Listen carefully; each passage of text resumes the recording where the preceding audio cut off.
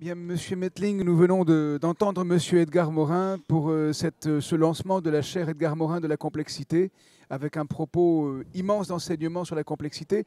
Qu'est-ce que retient un grand dirigeant de l'une des plus grandes entreprises françaises et internationales maintenant? Que diriez-vous sur ce que Monsieur Morin vient de nous présenter, comment en tant que dirigeant?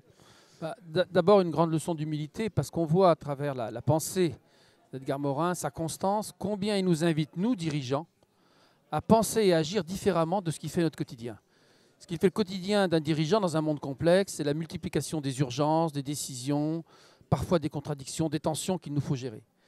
Et l'invitation d'Edgar Morin est de dire dépassez ce stade de l'urgence et du court terme, construisez une réflexion, sachez apprécier la relativité de la représentation que vous faites de vos réalités quotidiennes pour construire des vraies solutions et appréhender la complexité. Et pour le dirigeant d'un grand groupe du numérique comme Orange, qui vit tous les jours cette transformation digitale qui s'annonce, pour le dirigeant d'un ensemble qui, j'allais dire, a des décisions stratégiques à prendre, c'est extrêmement important que cette invitation à relativiser un certain nombre d'éléments, à poser dans une réflexion plus globale la réalité de l'entreprise et apprendre à gérer cette complexité pour mieux la maîtriser et être plus pertinent tout simplement dans des décisions stratégiques. Voilà ce que le dirigeant a retenu, mais il y a tellement d'autres choses dans la pensée d'Edgar Morin que je m'excuse de limiter à ça la Pas du réflexion. tout, parce que effectivement, c'est ce que vous a le plus touché par rapport à votre activité professionnelle.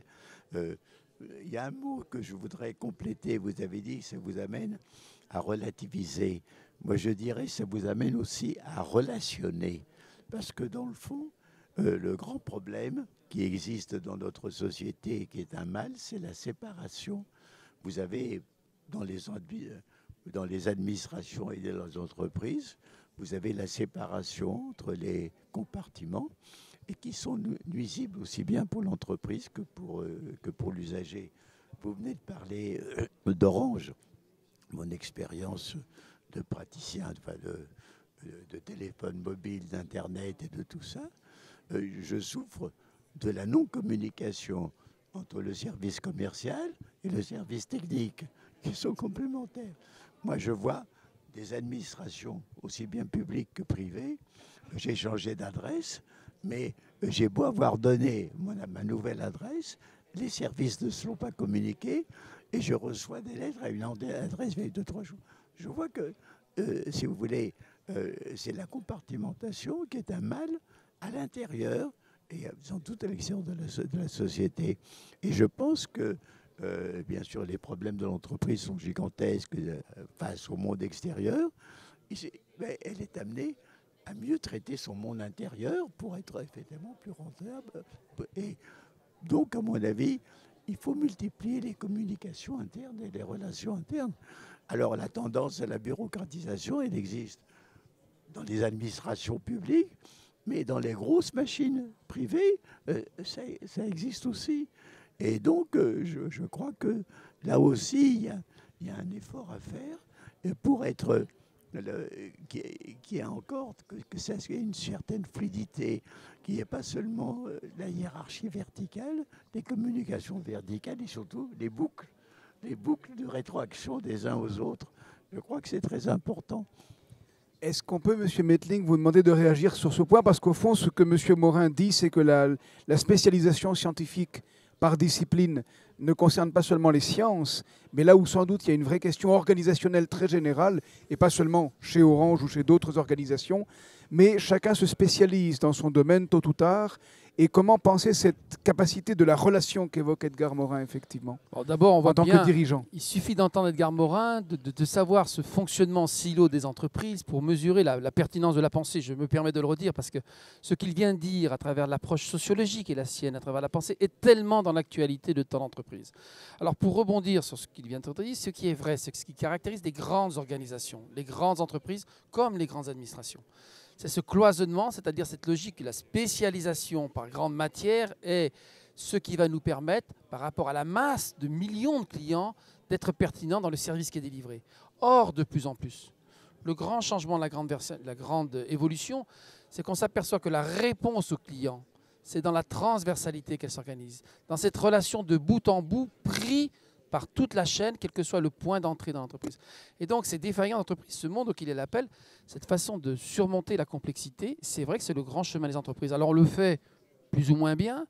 On le fait en particulier à travers les logiques projets, où tout d'un coup, on va regrouper des compétences dans des logiques horizontales et non plus verticales, pour permettre d'atteindre un objectif stratégique, en sortant de l'organisation traditionnelle.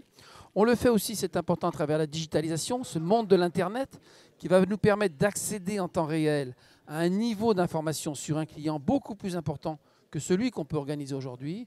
Mais je crois que c'est un des grands défis qu'on a effectivement, la qualité relationnelle, sortir de cette vision verticale et descendante de l'entreprise pour construire ce monde coopératif et transversal.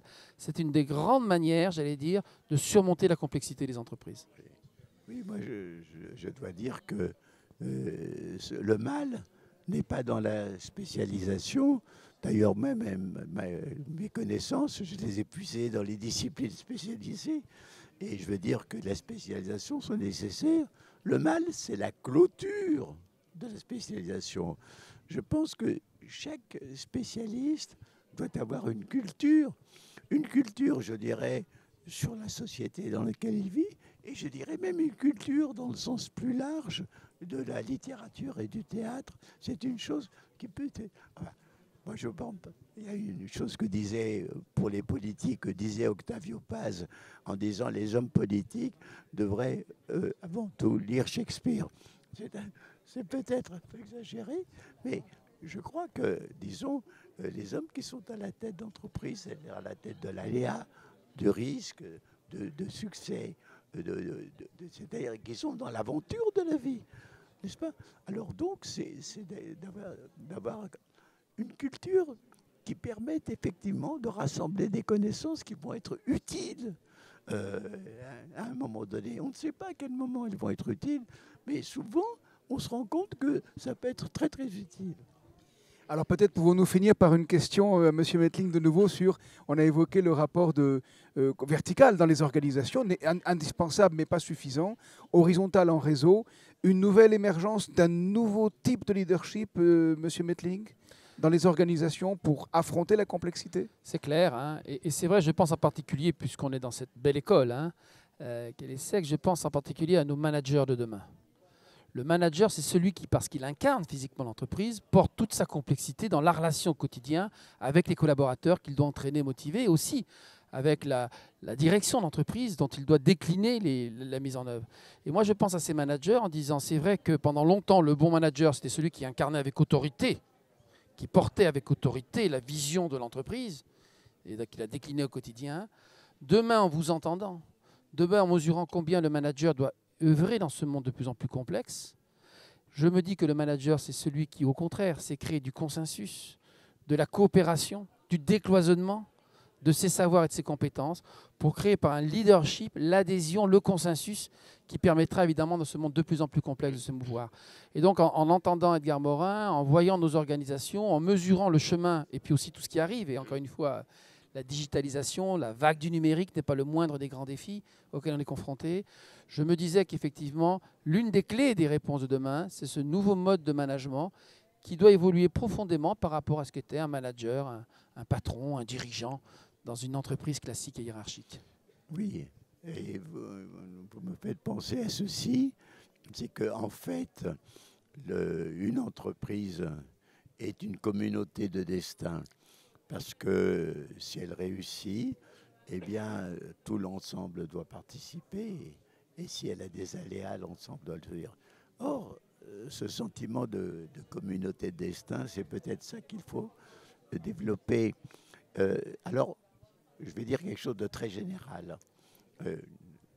Une organisation très complexe, ou une société très complexe, c'est une société où il y a beaucoup de liberté, beaucoup d'autonomie, beaucoup de créativité. Mais si, à un moment donné, il n'y a que cette liberté, ça devient le chaos et ça devient l'anarchie. Alors, quel est l'antidote à ce chaos, à cette anarchie? Bien entendu, il faut qu'il y ait un règlement, il faut qu'il y ait une police, des choses comme ça.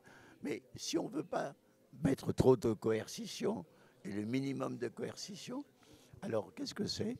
Il faut que chaque membre de la société ait en lui, profondément ancré dans son esprit, le sentiment qu'il a une part de responsabilité et de solidarité avec le tout dont il faut partie. Et c'est ça, il sent une communauté de destin. Qu'est-ce que c'est qu'une nation? Comme a dit un théoricien au XIXe siècle, c'est une communauté de destin. Eh bien aujourd'hui, une entreprise doit devenir vécue comme une communauté de destin, à mon avis. Nous avons les deux expressions par le sociologue et par le dirigeant de la cohésion nécessaire et l'engagement de chacun à son niveau et ce qui fait la possibilité de la gestion de la complexité. Merci beaucoup, Monsieur Morin. Merci, Monsieur Mettling, de ce soutien à la chaire Edgar Morin de la complexité à l'ESSEC. Très bonne continuation et merci de votre présence aujourd'hui. Merci à vous. Merci.